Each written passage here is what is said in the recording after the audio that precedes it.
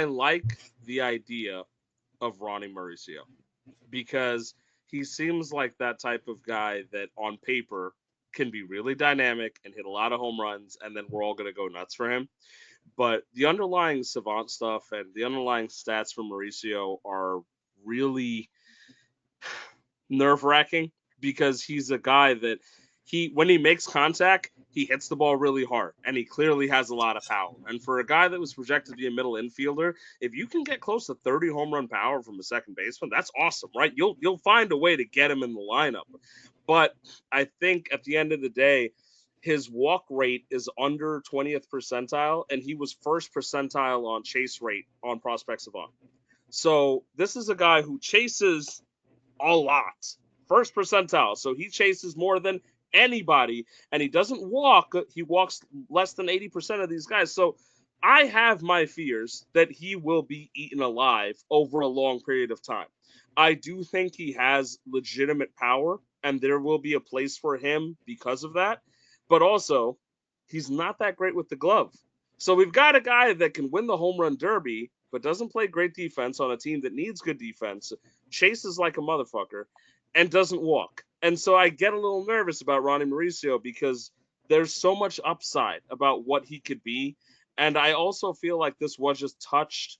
I'm not going to say rushed, but forced because the Mets were clear about the fact that coming back from rehab, they wanted to ease Mauricio into playing like back-to-back games and like work his rehab over a longer period of time.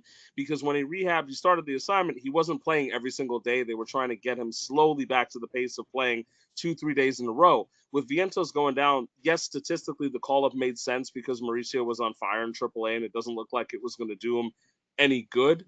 But I feel like they're going to have to baby hands him a little bit right now, and that might be frustrating. So I'm not saying that he's going to be a bad player at all. I just want people to temper their expectations because this could be a guy that hits two 450-foot bombs tonight, and then the next day goes 0 for 5 with 5 Ks and looks like he belongs in Double A. And Yeah, so there's yeah, potential there, and the Mets are smart enough to know what to do with Juan and Mauricio. But I'm worried. I'm not out on him, but I'm worried because it takes a real special player to chase at that rate, to not walk and to not field well and find a successful MLB career. So yeah. we will see. I'm hopeful because man, that upside is fun. But we'll see what happens. Ash, are you much on Ronnie Mauricio at all? Have you been able to touch much on? Yeah, I have always been a fan of his, so I actually am excited to see that he should get some extended run here now with the Mets, and glad to see him back and healthy.